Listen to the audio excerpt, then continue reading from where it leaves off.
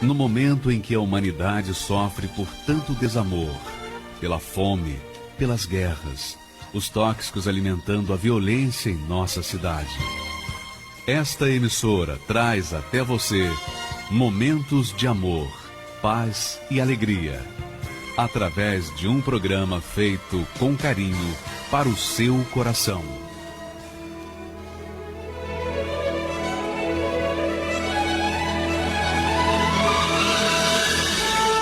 E agora, com você, a Palavra Amiga do Bispo Macedo.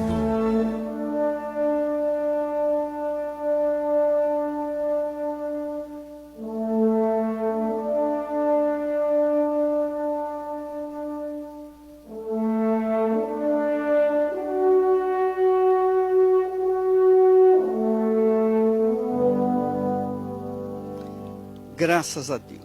Bendito seja o nome glorioso, poderoso do Senhor Jesus. Eu gostaria de dar continuidade àquele assunto que nós começamos a tratar desde anteontem, que é a fé aliada com a verdade. E quando se trata de verdade, se trata de justiça.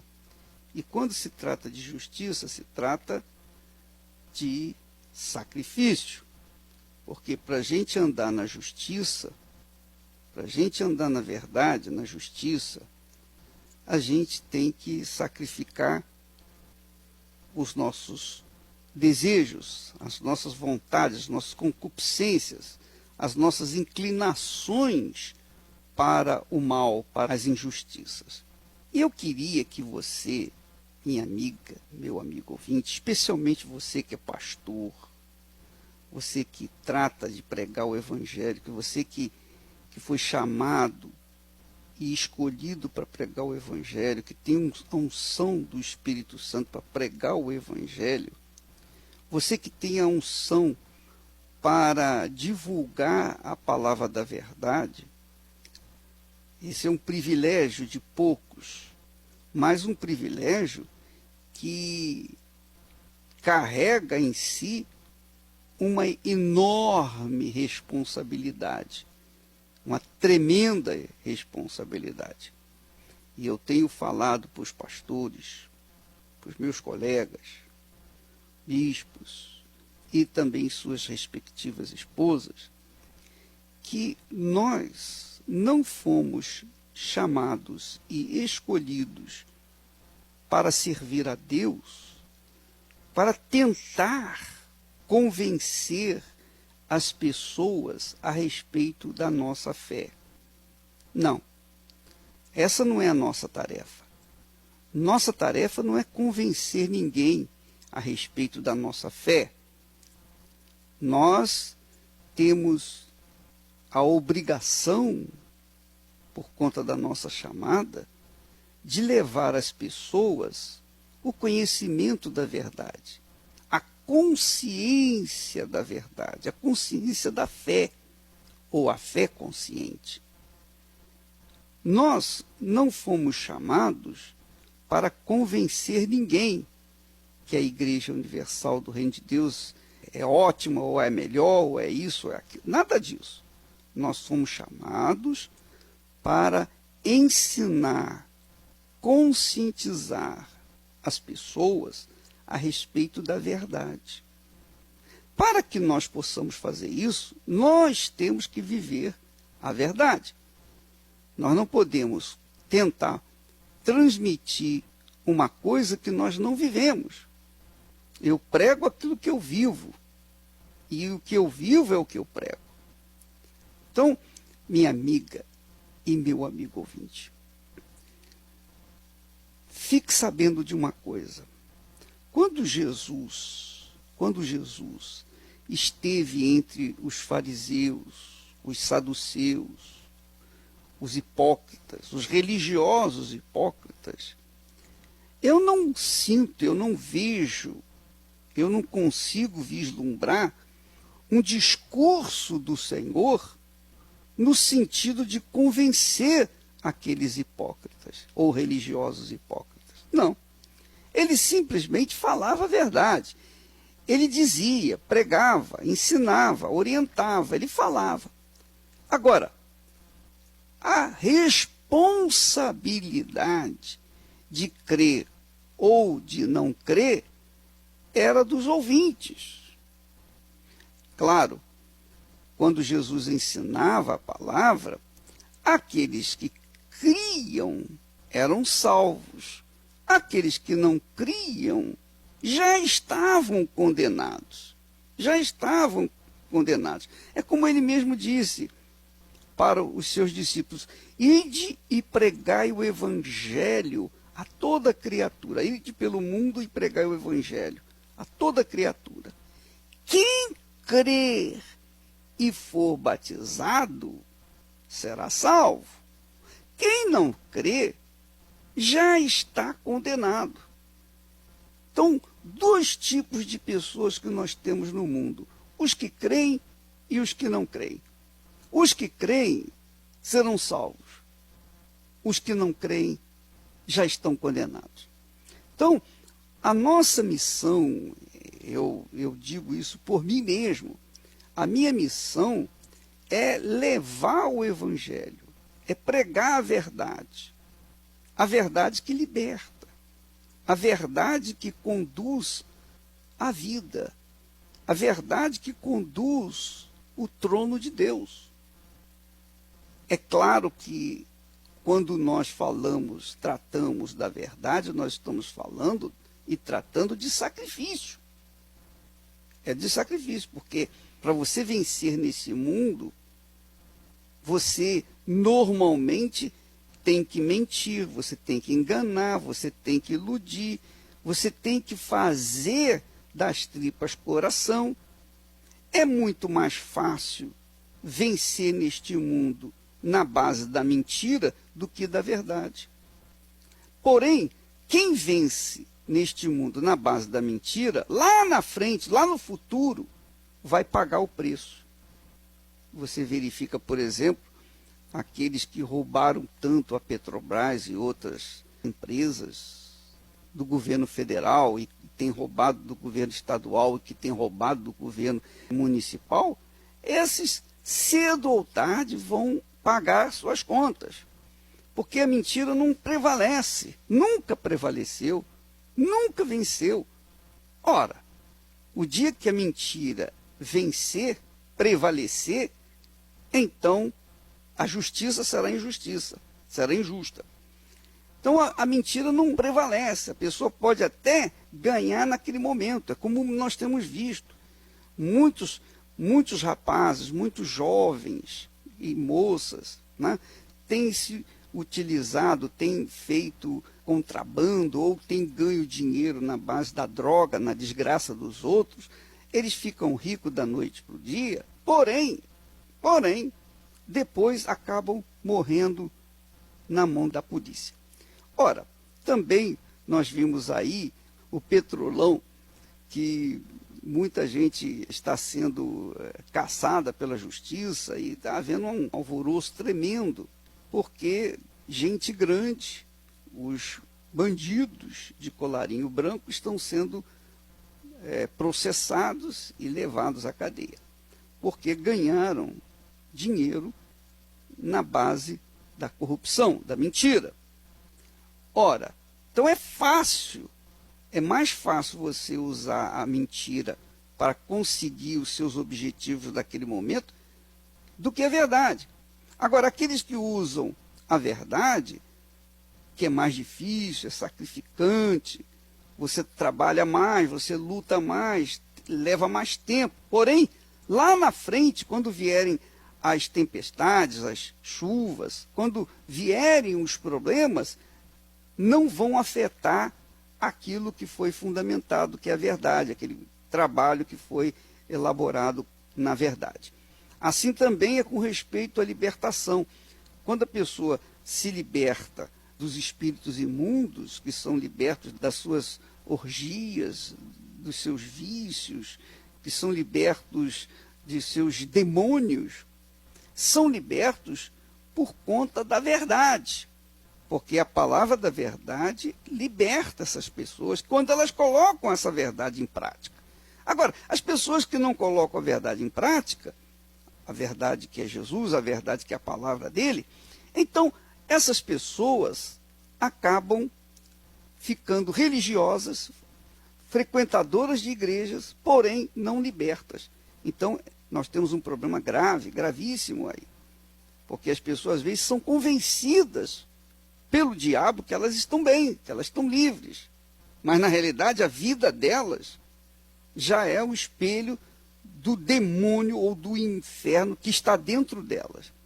Então, o que eu quero deixar bem claro aqui é que nós, como servos de Deus, ou servo de Deus, conscientiza as pessoas da verdade. Conscientiza, quer dizer, ensina, orienta, trabalha na consciência, trabalha na inteligência, no intelecto da pessoa, não na emoção. Trabalha na consciência. Ora, quem crê é salvo. Quem não crê já está condenado, já está destinado ao inferno. E a gente não pode fazer nada. A gente sente muito, mas o que a gente vai fazer? Não vai fazer nada. Pensa comigo, minha amiga, meu amigo ouvinte, não é verdade? Eu trabalho dessa forma. Eu procuro ensinar a palavra de Deus. Ensinar. Mas quem convence as pessoas do pecado é o Espírito Santo. E se você não é convencida ou convencido pelo Espírito Santo, então é porque você não vai ser salvo. Você não tem a salvação. Essa é a realidade. O Espírito Santo me convenceu do meu pecado. Foi ele que me convenceu. Não foi nenhum pastor, não foi nenhuma igreja, nenhuma religião, nada disso. Foi o Espírito Santo. Agora, eu ouvi a palavra de um servo de Deus que me fez pensar, me fez raciocinar. E uma vez absorvendo aquele ensinamento, eu cheguei à conclusão que não tinha outra alternativa para mim. Eu abracei aquela verdade e tenho seguido essa verdade há 51 anos. Mas isso por uma obra conjunta do Espírito Santo e o pastor, o servo, que me ganhou para Jesus. Então, o servo pregou a palavra, me ensinou a palavra, me conscientizou da palavra, e o Espírito Santo, então, me convenceu. Eu poderia dizer assim, o servo de Deus é como o alfabetizador. Ele alfabetiza, ele ensina a palavra, ele ensina como ler a Bíblia, ele ensina como entender a palavra de Deus.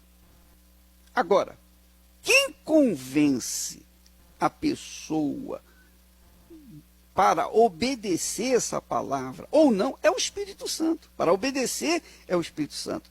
É o que Jesus falou. Olha, quando eu voltar para o meu Pai, eu vou enviar um outro Consolador. E quando ele vier, ele vai convencê-lo do pecado. Ele vai convencê-lo do pecado, ele vai convencê-lo da justiça, do que é justo, e vai convencê-lo também do juízo. 3 coisas. O Espírito Santo me convenceu do meu pecado, me convenceu da justiça, porque eu vivia na injustiça, e me convenceu do juízo, que um dia todos seremos julgados. E, obviamente, aqueles que optaram em obedecer, em seguir a sua palavra, esses foram convencidos pelo Espírito Santo a serem, digamos, salvos do juízo final.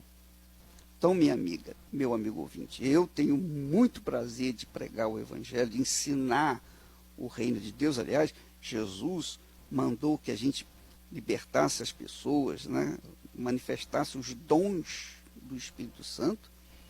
E em seguida ele mandou que a gente pregasse o Evangelho do reino e depois ensinasse.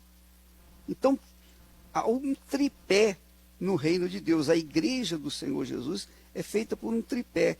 Primeiro a gente cura, liberta, quer dizer, faz a obra de libertação das pessoas, de cura divina, de milagres. São os dons, a manifestação dos dons do Espírito Santo. Segundo, a pregação do reino de Deus. Jesus disse, é chegado até vós o reino de Deus. Terceiro, ensinai. Jesus disse, ensinai a todas as nações, ensinai, fazei discípulos. Então, o meu trabalho se restringe justamente a esse tripé. Embora eu, pessoalmente, esteja mais envolvido no ensinamento da palavra de Deus, mas isso não significa que os meus companheiros estejam também voltados só para isso. Não. Muitos, a maioria deles, estão curando os enfermos, libertando os oprimidos, salvando as pessoas, ensinando a palavra e também pregando o reino de Deus. Ora, isso é uma conscientização total. Obviamente, quem convence não é o pastor, mas o Espírito Santo. Então eu digo para os pastores meus, eu digo, olha, nossa obrigação não é convencer ninguém. Por exemplo, quando eu falo sobre os dízimos e as ofertas, eu ensino. Quem crê e praticar aquele ensinamento, segundo a palavra de Deus, vai ser beneficiado, vai ser abençoado, vai ser salvo da sua miséria, vai se livrar da sua miséria, vai se livrar da sua desgraça. Quem não crê, não sou eu que vou convencê-lo. Eu não tenho condições de convencer ninguém, e ainda que tivesse, eu não o faria, porque se eu convencer alguém, tiver sucesso no convencimento, alguém a ser dizimista, eu tenho certeza que lá na frente, amanhã, outro vai ter também poder para convencer aquela mesma pessoa de outra coisa, para não ser dizimista. Então, quando o homem convence, a pessoa não é convencida. Mas quando o Espírito Santo convence, então a pessoa é convencida. Eu sou dizimista com muito prazer, com muita honra, com muito privilégio, porque eu fui convencido pelo Espírito de Deus. Ninguém me convenceu. Foi o Espírito Santo que me convenceu.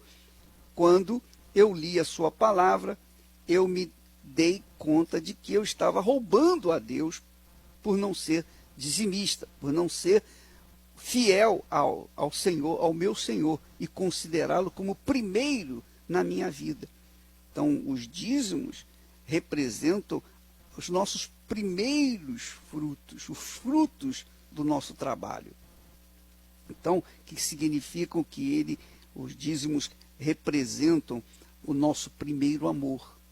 Eu costumo falar que quando uma criança faz aniversário e depois o auge do aniversário, da festa de aniversário, é o bolo. Quando a criança sopra as velhinhas, então ela pega uma faca, ela corta a primeira fatia do bolo. Então ela pega aquela primeira fatia, ela vai dar para o pai ou para a mãe. Mas para quem ela der o primeiro pedaço do bolo, essa pessoa é mais importante na vida dela. Se ela dá para a mãe é mais importante. Se ela dá para o pai é mais importante. Se ela dá para um amigo, então nem o pai nem a mãe são mais importantes do que esse amigo. Então, a criança, na sua inocência e pureza, dá o primeiro pedaço do bolo para a pessoa que ela mais confia, que ela mais ama, que ela mais considera nesse mundo. Assim também são os dízimos, são os primeiros frutos, os primeiros 10%. Nós oferecemos a Deus como reconhecimento do seu senhorio em nossas vidas, como reconhecimento da salvação que ele nos deu. Oh, meu Deus, muito obrigado. Antes eu era um idólatra, eu era um pagão, eu tinha muitos deuses, eu adorava muitos deuses, eu adorava a minha mãe, eu adorava meu pai, eu adorava meus irmãos, eu adorava isso, eu adorava aquilo. Quando eu conheci o meu Senhor, eu deixei de adorar tudo e todos para adorar exclusivamente ao meu Senhor que me salvou. Então, é uma questão de consciência. E eu não estou falando isso para você me ouvir, que está me ouvindo, ser um dizimista. Não, eu estou ensinando, eu estou conscientizando. Se você crê, você vai em frente. Se você não crê, você fica parado. Agora, Deus é tão maravilhoso, tão glorioso, que ele também nos dá o direito de provar a sua palavra, para neutralizar aquela dúvida que o diabo tem posto, tem derramado sobre o mundo. Ele diz assim para as pessoas, ele faz as pessoas fazerem essa seguinte pergunta: mas vem cá, como é que eu posso ter certeza que essa palavra que manda a gente dar o dízimo, que Deus nos convida a ser dizimista, ele diz, como é que eu posso saber que essa palavra é de Deus ou é do homem? Não, isso aí não é invenção do homem, não. Bem, só tem um jeito de você saber, é provar, e Deus nos dá o direito de prová-lo. Ele diz: provai-me e vede se eu não vos abrir as janelas dos céus e derramar sobre vós bênçãos sem medida. Então, eu tenho o direito de provar a Deus. Não é ofensa, não. Eu tenho o direito de testar a palavra dele. Eu tenho esse direito. Ele me dá esse direito. Ele mesmo me convida a fazê-lo. Então, Deus não quer nada imposto. E nós, na Igreja Universal do Reino de Deus, não impomos nada a ninguém. Lembra, eu falei ainda outro dia, eu disse o seguinte: há muitos crentes e pastores e igrejas levantando uma bandeira contra o movimento gay, contra o casamento de homossexual, de lésbica, etc, etc, etc. Eu pergunto, Jesus faria isso se estivesse vivendo no nosso tempo? Eu não creio que ele faria, porque no tempo dele já havia homossexuais, lésbicas e etc. Jesus não falou nada.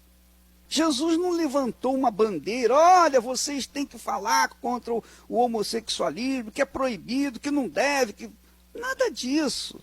Eu não vou me envolver, eu não vou falar, eu não vou levantar bandeira criticando a pessoa porque ela é homossexual, porque ela vai casar com outro homem, ou um homem que vai casar com outro homem, ou uma mulher que vai casar com outra mulher. Esse é o problema deles. Deus nos deu o direito de escolher. Ele nos deu o direito de optar a nossa vida. Cada um segue a sua fé. Se a pessoa tem fé para ser homossexual, é problema dela. É uma situação pessoal. Não sou eu que vou impor a minha fé para ela, de forma nenhuma. Nem Deus faz isso. Deus não faz isso. Imagine se Deus cerceasse ou amarrasse o diabo e impedisse o diabo de trabalhar. Então, ele seria injusto, porque o diabo poderia dizer assim: peraí, eu sou o mal, tu és o bem, mas o senhor não me deixa trabalhar em liberdade? Isso não é justo. Então, Deus permite que o diabo trabalhe com certa liberdade para que haja justiça da parte de Deus em tudo que ele faz e fez. Deus não poderia, de forma nenhuma, impedir que o diabo viesse a agir nesse mundo e desgraçá-lo, porque ele deu o domínio ao homem para que o homem dominasse esta terra e o representasse na direção, na condução, na administração deste planeta.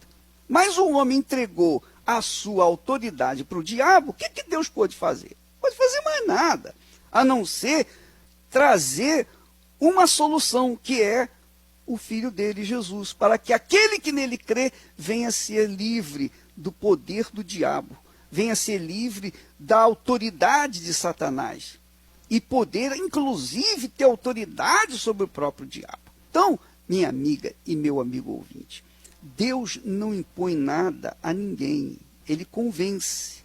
O Espírito Santo convence a gente do pecado. da justiça, do juízo. Mas ele não impõe, ele não impõe, ele não faz com que a gente tenha uma atitude que ele quer. Não, a nossa atitude tem que ser espontânea diante dele. É como um filho, uma filha.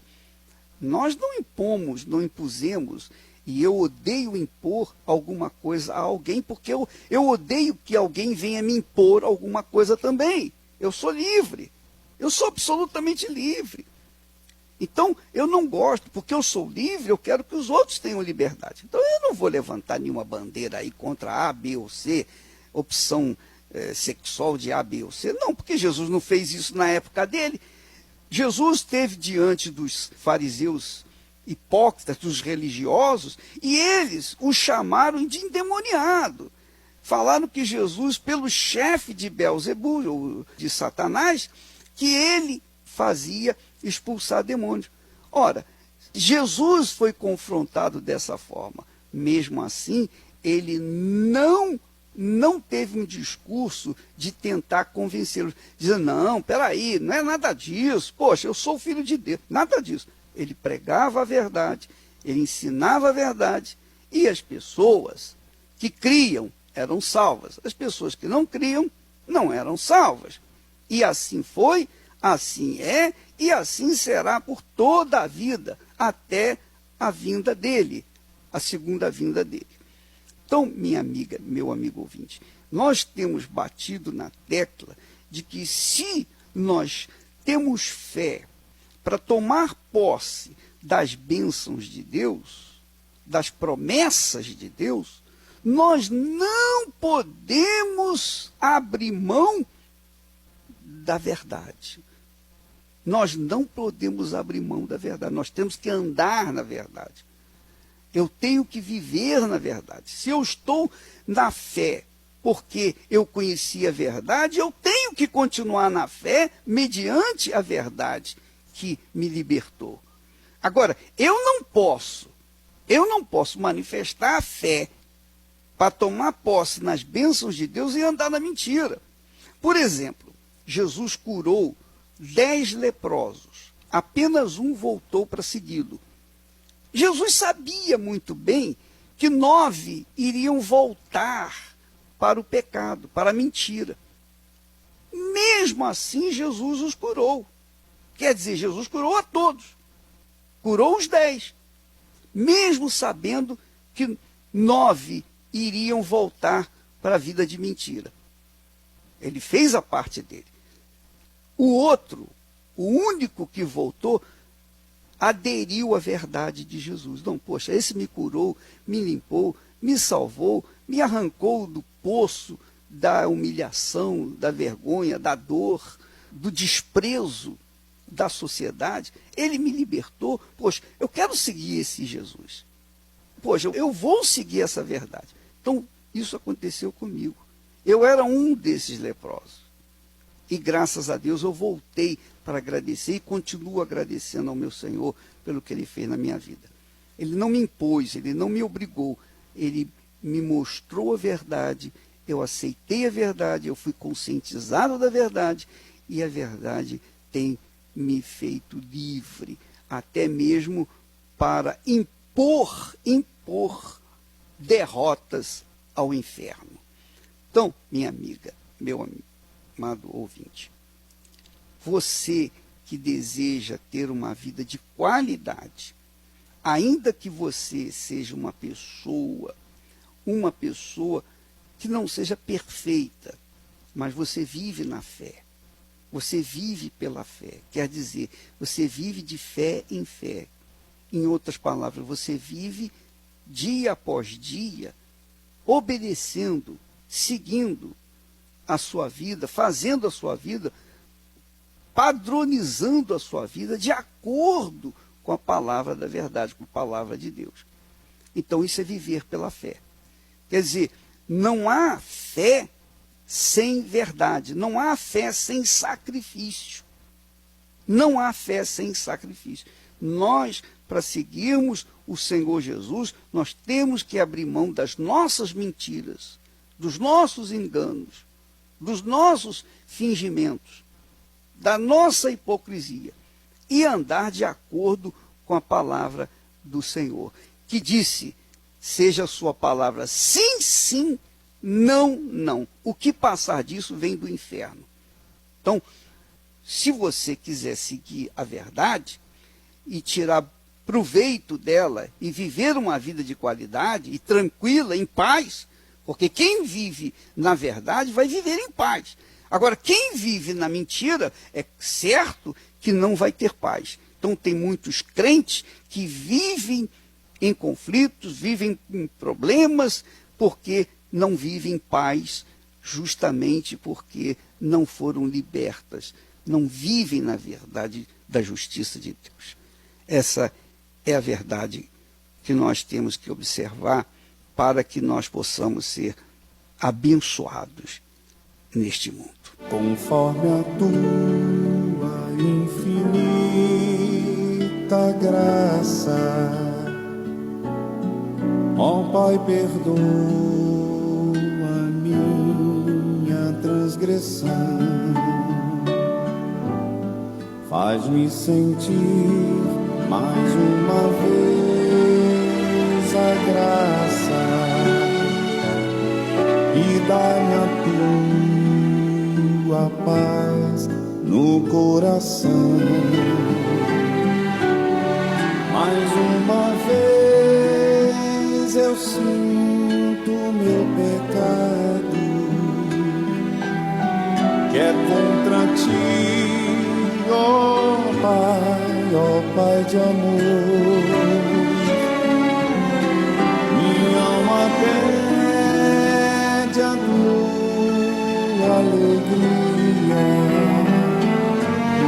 renova em mim o teu amor, ó meu Senhor.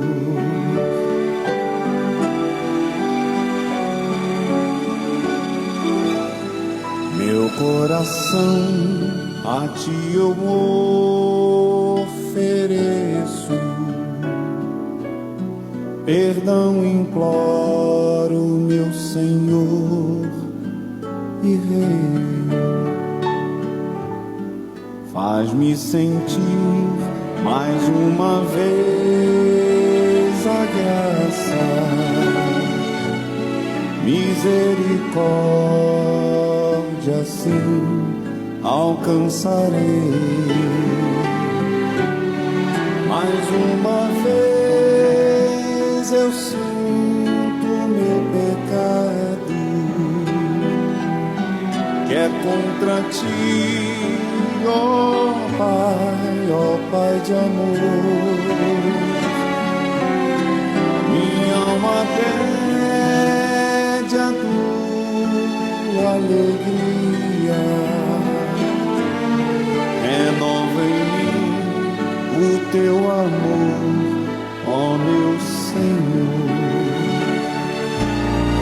Eis que iniquidade fui formado, e em pecado me concedeu a minha mãe. Mas o Senhor que deixou consumado me deu a paz, me concedeu perdão. Mais uma vez eu sinto meu pecado, que é contra ti, ó Pai de amor. Minha alma pede a tua alegria, renova em mim o teu amor, ó meu Senhor.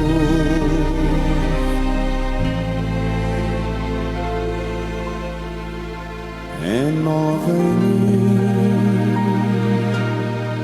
o teu amor, ó meu Senhor.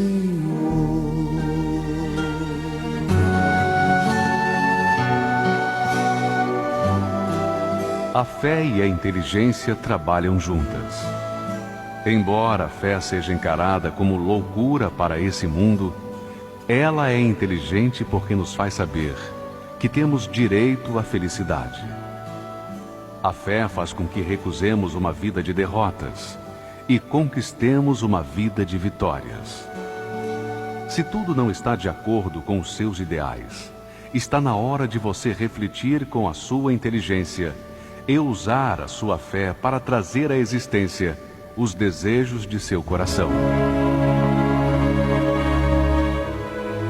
Igreja Universal do Reino de Deus. Um lugar de fé para a sua vida. Graças a Deus, minha amiga, meu amigo. Você entendeu essa mensagem? A fé inteligente. A fé inteligente é que nos conduz a uma vida de qualidade.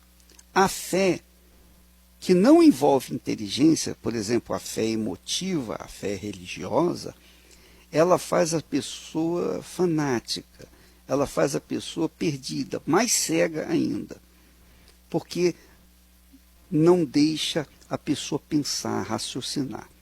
A fé inteligente leva a pessoa a abrir os olhos, entender onde ela quer chegar, onde ela vai chegar, dá a visão para a pessoa. E é isso que Deus faz, Ele nos conscientiza de onde nós chegaremos. Então, essa é a fé inteligente, racional, a fé consciente, a fé que nós, convencidos pelo próprio Deus, na pessoa do Espírito Santo, tomamos a decisão de segui-lo. Essa é a fé que faz a diferença e que agrada a Deus e que traz os benefícios que nós desejamos neste mundo. Nós estaremos dando continuidade a esse assunto amanhã, porque eu o acho de extrema importância para a salvação final do ser humano. Jesus disse: quem crê e for batizado será salvo. Então, não basta crer, tem que ser batizado, tem que assumir a fé, tem que assumir as suas palavras, seguir, obedecer a sua palavra, para poder tomar posse da salvação. Que Deus abençoe a todos e até lá, em nome do Senhor Jesus. Senhor.